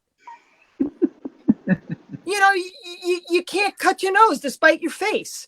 But that's me. I could deal with somebody coming up and if they even got that close. If they even got that close, all right, kudos to them. I don't know if they'd get, but if they did, let's say some freak in the subway came up behind me and went like this. I would not let that bother them. I would freak out on them. But many women find that so powerful. And I'm not I am not a touchy-feely person. I'm not one of these women that only people that I love. I'm very huggy kissy with people I love, but everybody else, it's like, don't touch me. I'm not one of these women that goes to the bathroom in tribes, stuff like that. I'm going to the bathroom. I don't need company, leave me alone. But I think for women and children and maybe even some young boys, maybe you want to have a class catered just for them to kind of ease them in. I know that's not how we think, because we're all very aggressive. We're very, we all had the reasons that compelled us to do this, but not everybody is like us. I mean, I recognize that a lot of women are not like me, so I can't put my judgments onto them. Sometimes even with my clients, I have women that are the same age as me and they can't do half of what I can do on a bad day. But I can't judge them because that's not going to get anybody anywhere, and it's certainly not going to put money in your pocket. That's so right. Again, it always goes back to what do you want? Who do you want your clientele to be? try to put yourselves in their shoes, In their or shoes, yes. ask Yeah. Yeah. ask if you have brothers or sisters or nieces or nephews, or ask people what they think, Mm. and then like really honestly listen to what they're saying, Yeah. and then decide, do you want to help them with that? Do you not want to deal with that? Like, what do you want? You have to, you Mm. can't, because you can't appeal to everybody. It's just, Yes. Exactly. it That's just very doesn't true. work that way. Yeah. That's very true. So I think once you determine what you want, that's the most important part. And then you can go from there. But make no mistake, perception is everything. Mm-hmm. You know, nobody's going to hire some guy who's coming across as a knife wielding thug to train That's their true. little girl. That's true. That's true. That's Unless true. daddy's sitting right there. I That's mean, true. unless you got, and then, look, some people who are in law enforcement, yeah, they might bring, but you've got to look at who is around you. Mm. So like many times I got a fellow classmate who just recently got his black belt, not in FMA, in because I was doing Tai Chi and Qigong with Sifu Rick for a while, and then the logistics of Facebook got the better of me because I'm not a visual learner. But one of the black belts I know came to me and said, he wanted some advice and how much do you charge and blah blah blah. I said, well, first of all, where are you going to be training? Out here on Long Island, even if they have the money, it's tough to get it out of them. Manhattan, it's a different story because you've got 3 million rich people, not rich people, but the population that I cater to, there's a lot more of them to go around. Yeah. So that's why I choose to commute into Manhattan and deal with that nonsense every day. But, where is your demographic? Who is around you? I might want $500 an hour, but I'm not going to get it because I'm not training celebrities, or $1,000 an hour. One of my old bosses is actually a celebrity trainer. He trains the superheroes, and he gets $1,000 an hour. Oh, okay. He's not a better trainer than me, but it's all about perception. And I'm not saying he didn't pay his dues, because he did. He paid his dues, but he's younger than me. He's like 20 something years younger than me. He's got an amazing body. He's got the smile, the grin, the personality. And he also had parents who were able to give him the money I see. Okay. to get the physical building Yeah. down in Soho, where a certain celebrity walked in one day. Okay. He had that All guy right. as the client, and the rest is history. Yeah. Okay. So it's, what do you want? Mm-hmm. Who is your market? Who is your demographic? Mm-hmm. I mean, again, I'm 61 years old now. Can I train 20 something year olds? Yeah, I can. Should I? Probably not. Because a 20 something year old may look at me and be like, oh, what does she know? That's true. That's true. You really have to just ask yourself a lot of questions, realistic questions. Mm-hmm. What do I want? Who is around me? Mm-hmm. How can I do this? Well, maybe I don't have the money to open my own school. Okay, so there goes that. Maybe I don't want that kind of overhead. Yeah. I don't want to personally deal with that. That's too much. I love being an independent and making my own schedule. The good times are good. The bad times are not as good. But overall, it's still good. I can work my ass off if I want. And if I don't want to work, although I'm always working, we have to do a lot of work, not just the hours that we're in front of a client. Yeah. The point being is, okay, so, I want to teach martial arts. Let's already say you're already a black belt. Let's for the argument's sake, let's say you are qualified to teach somebody. Mm-hmm. And, this goes for whether you want to open a school, you want to do a podcast. Who am I? What do I want? Who do I want to appeal to? How can I do that? So again, in my instance, my sake, I actually really don't need to go on social media. I know a lot of people who have all these followers on social media, but for the most part, people go on social media to get stuff for free. Yeah. Sometimes they buy these like packages and these programs and stuff, but most of the time referrals come from an organization of some sort or word of mouth. Yeah, that's true. That's where the image comes in. So you may think you have nobody to answer to. You don't care what anybody else thinks about you. And I am kind of like that to some degree. Somebody taught me this great philosophy. If you always worry about what other people think about you, you're always going to be a prisoner to them. Mm-hmm. So at the end of the day, there are very few people that I actually worry about what they think of me personally. Yeah, yeah. My clients, as long as they think of me as a good professional, but most of my clients don't know a lot about me personally. They really don't. I don't think they would want to know what I'm really like. Mm. So I present a certain image. It is Yes. still me, Yeah. a part of who I am, but it's my professional persona. Mm. You know, you just have to ask yourself a lot of these questions, make these decisions, and then figure out how to make it happen. Some people love the notoriety of, having a million followers or a podcast or, and that's fine if that's what you want. But if you're going to be presenting this, you have to be aware of your image.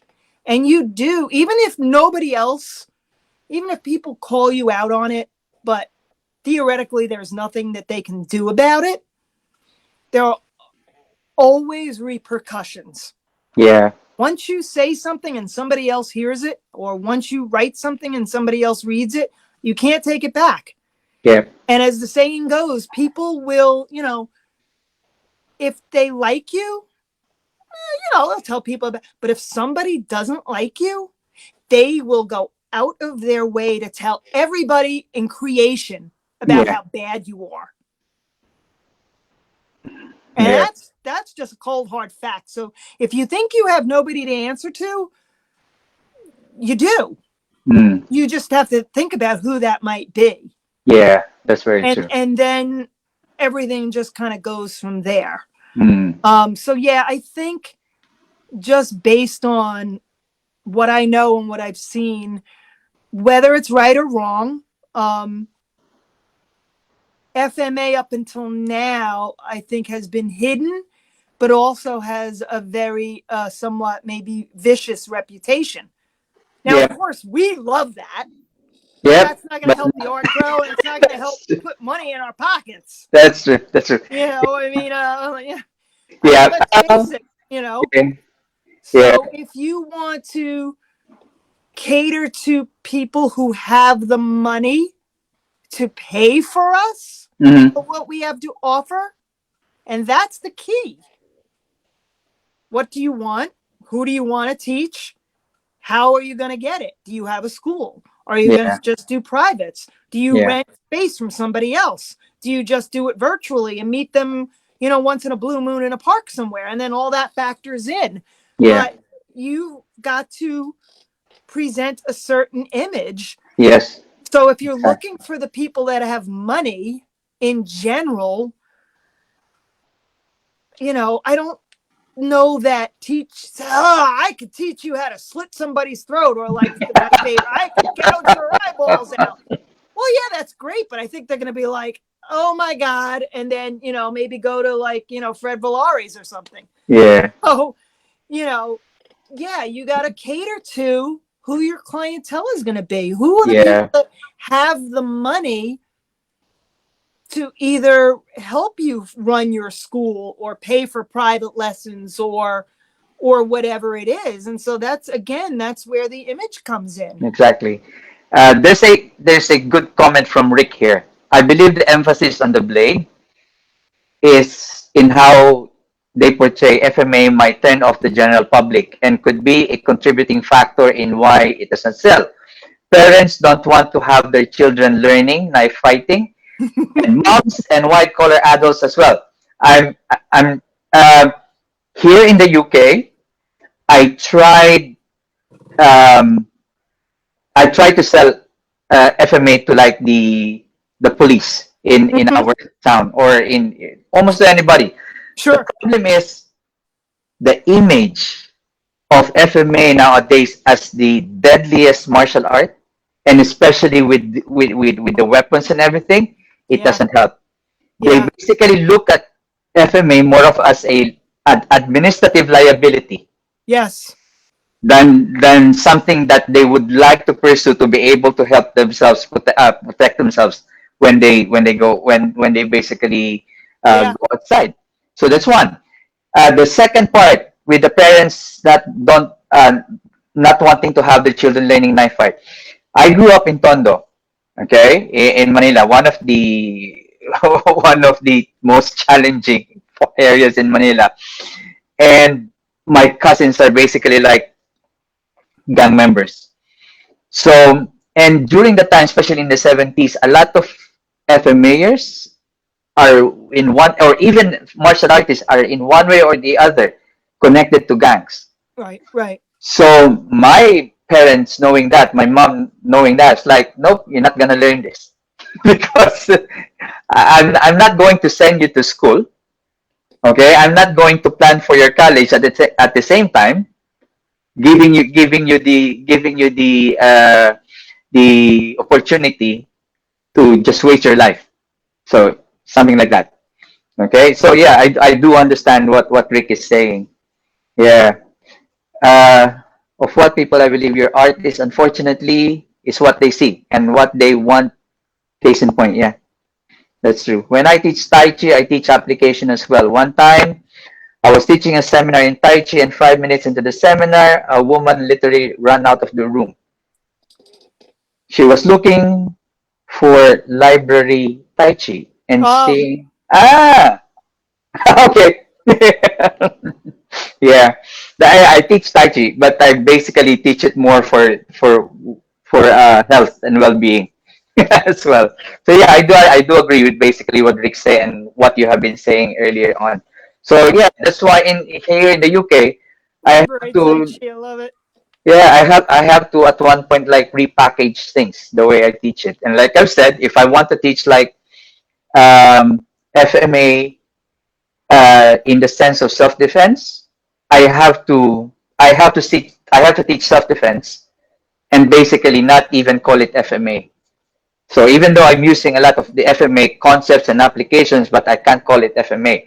So until basically they get that and they want to learn more, that's when I say, okay, then this is basically what I'm using. So Right. if you want, so yeah, yeah, yeah, it's true, it's true. Nathan has a question. Who would you like to train with in FMA Silat someday? You. No.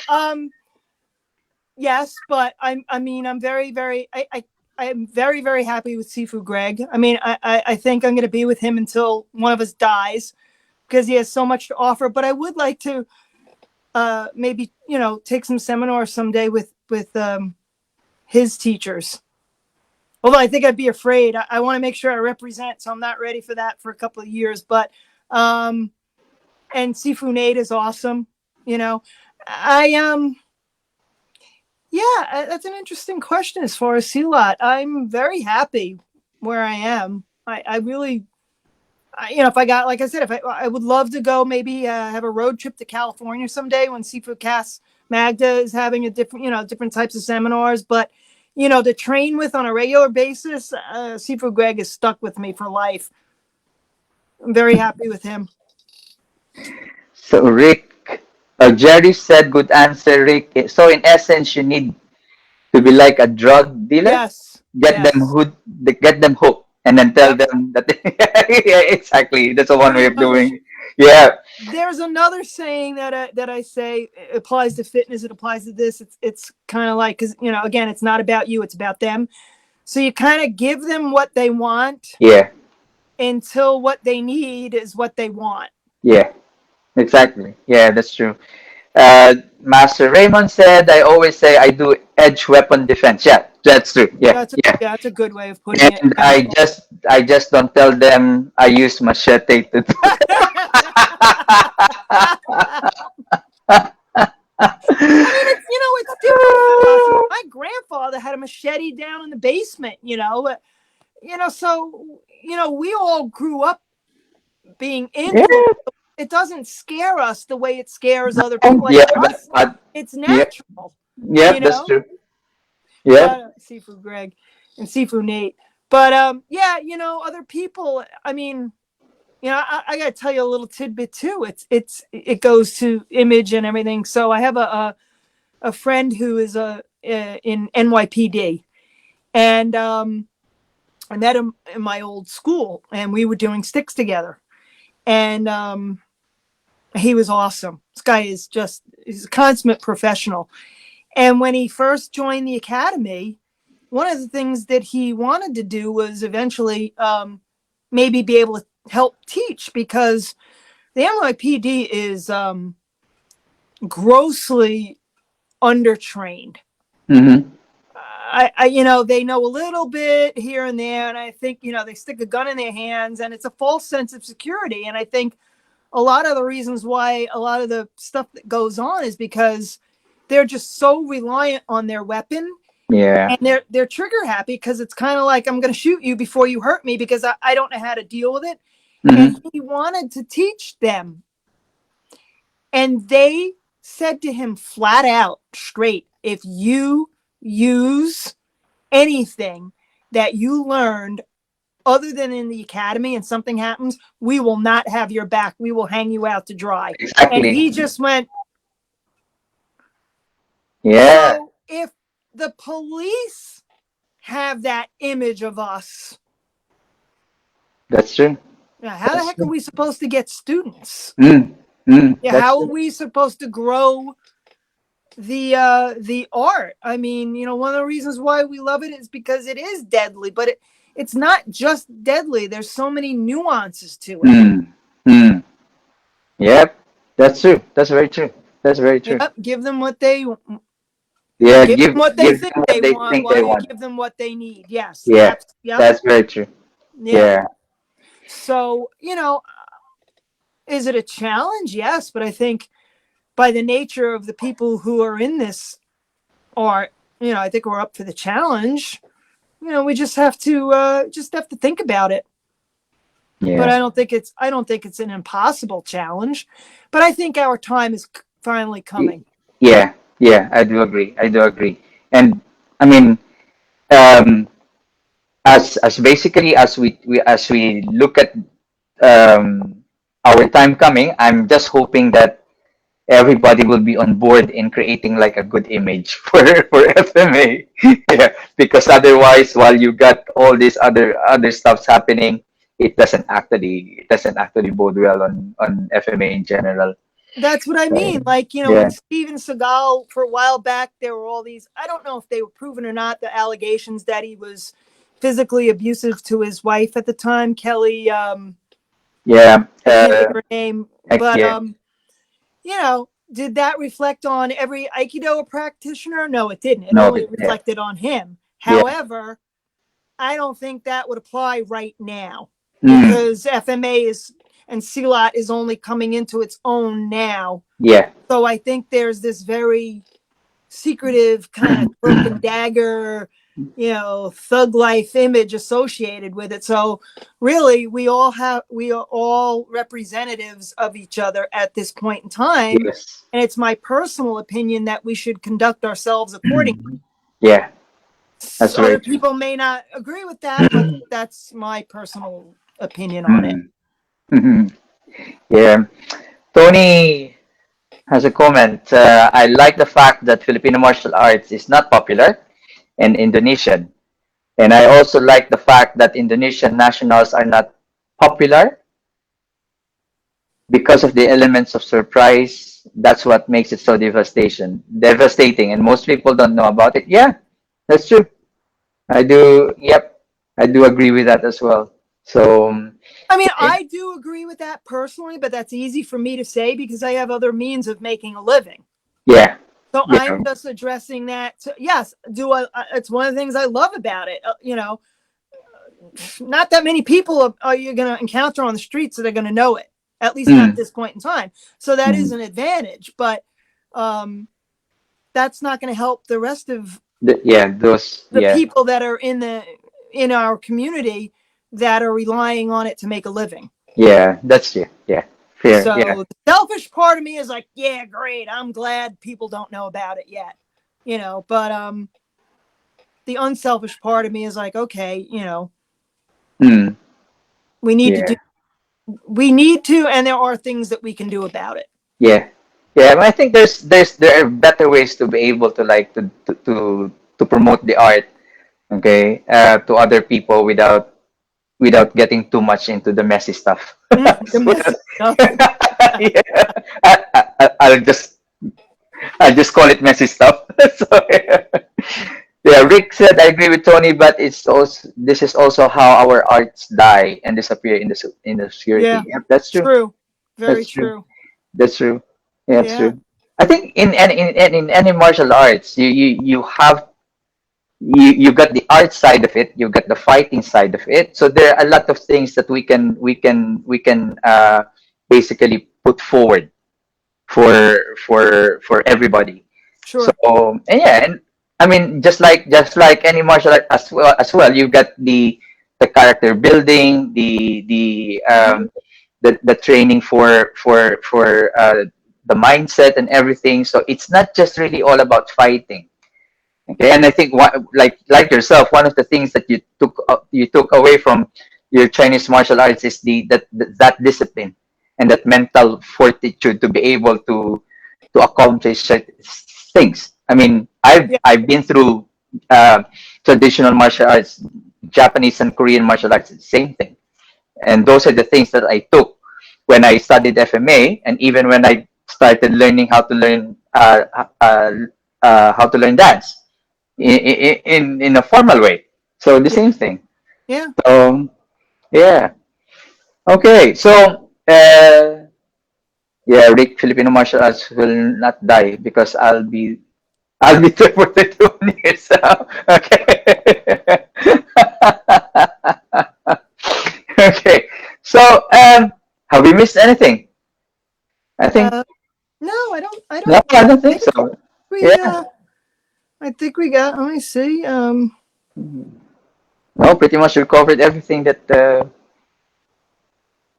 Oh, the only thing I didn't. I have a little note here. Okay. Um, if we're not doing our own self promotion, like you're having your own podcast or blog or whatever, and you're trying to get your message out through other means, like I've mentioned, my professional organizations, or say you get picked up, you want to submit an article to a magazine, whether it's in print or they're online. Some things that you need to be aware of, you should check for article word length. Mm-hmm. Because I think there was something that we recently posted in the FMA discussion group. Somebody tried to write an article, but it was 800 words, which is really, really short. So she couldn't, she didn't, she kind of did a good job, but not really. Because you got to remember, you're talking to people 9 times out of 10 that have never even studied martial arts before. Mm-hmm. So again, you got to really think about whatever it is the topic is. Check your word count. Ask them what the word count is, All right. because they may not even tell you. They may not know, because a lot of times it ends up. And I never did this as an editor. I always tried to make sure I had the time. If I had to do substantial editing to somebody's article, well, first of all, I probably wouldn't have hired them in the first place. But if they were a name in the business, so we were just using because of their name, they would send in whatever piece of garbage and I would have to fix it up. But I would always send them the final draft before I printed it to make sure I didn't edit out any content and misconstrue anything, All especially right. if you're dealing with something technical. Yeah. So anything, and what we do is very technical. So you Mm-hmm. can't have a layperson chopping away at what you've sent them without trying to get either a final draft approval, which Yeah. they might not That's have true. time. Their ego might not, they might not be like, oh, So ask them about things like word count. Um, are you going to supply the photos? May I? Even things like photo captions, don't leave that up to them. Okay. Um, try to ask them as many questions, what their deadline is, you know, always try to get it into them so that there is that time. Because if you get it into them late and they chop it away, they're going to be like, Mm-hmm. listen, I didn't have the time. And, you know, it's going to go out there. And even if it's got typos in it, like I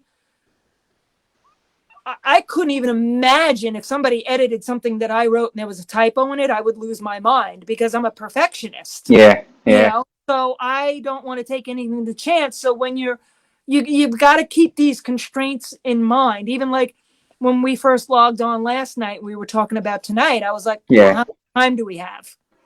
You know, if we only have a half hour, okay, I'm going to focus on this. If we have an hour, okay, I can ramble about this. So even if you're doing broadcast, you have to Yeah. ask them. Usually if they're good, they'll tell you. Mm. But these days, it's a free for all. Everybody and anybody thinks they're an editor. They think they're a journalist. They think they're a writer. You know, just because they're writing a blog, they think they're a Yeah. writer. Mm. You know, so just kind of keep those things in mind. Whoever it is that you're looking to get your word out there, just don't assume that they're on the same page as you and that they Yeah. know what you're talking about. Because 9 times out of 10, we might write things down and they're going to look at it like, if they don't know what it is, then the chances are their readers aren't going to know and they can't relate and they're just going to cut it Mm. out. So Okay. again, it's not about you, even though it is about you. It's your piece, it's your reputation, it's your art, it's your whatever. Mm-hmm. Really, people are selfish. It's all about them. So you just have to literally put yourselves in everybody Yeah. else's And shoes yeah. and try to accommodate. And it's like fighting. Mm-hmm. You have to try to anticipate what the other person is going to think Yeah. and do. Yeah. Yeah.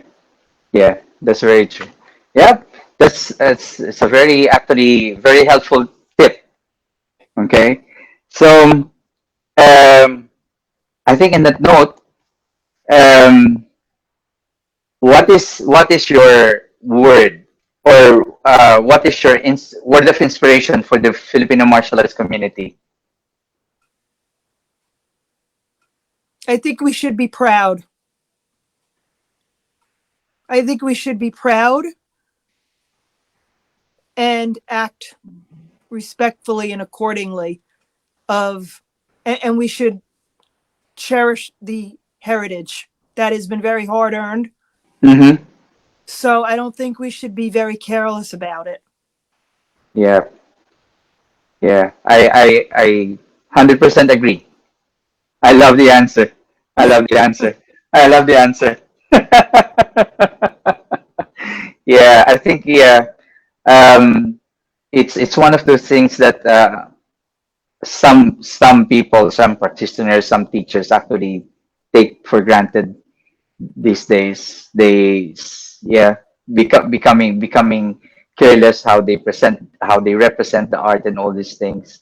So what you just said is very timely. It's very timely. Yeah. Yeah, I think we're on the crest. I think Yeah. we're on the precipice of a very, very big wave. And so Yeah. we have to promote it, but we also have to protect it. Exactly. Yes. Yes. And Tony agrees. She's a great guest. You should Oh, thank you. periodically thank you, Susanne, and thank you to the host. Thank you, Tony. Well, Thank you, thank you Tony. very much for having me. And Yeah. we'll have to revisit Oh yes, of course. that outdoor melee in the summertime. Of course. Of course. We'll definitely have you summertime. Couples therapy. Oh yeah, yeah. Anger management. Okay, yeah. Master Raymond said word. Yeah, I do agree, Master Raymond. Yes. Jerry said agree. Tony, Sifu, teaching the culture. Yep, very much so. Nathan said great answer. Brian Rodriguez, great show. Love the view and the perspective. Thank you. All right, so yep, Sifu, good. You're awesome. Aw. I can't agree more. I can't agree more, and I'm so happy that we got Susanne as our guest here in FMA discussion. Well, I thank you very much for having me, and we're definitely going to come visit you when we come to the UK for sure. Yes, of course. Oh yeah, Yep. whenever Yep. that is. Yep. Don't forget your dancing shoes. Oh, I won't. I won't. We have a date. We definitely have a date. Yeah. Amazing date. I've got enough sticks here and weapons to go around. But yeah, dancing shoes, bring your own dancing shoes. Yeah.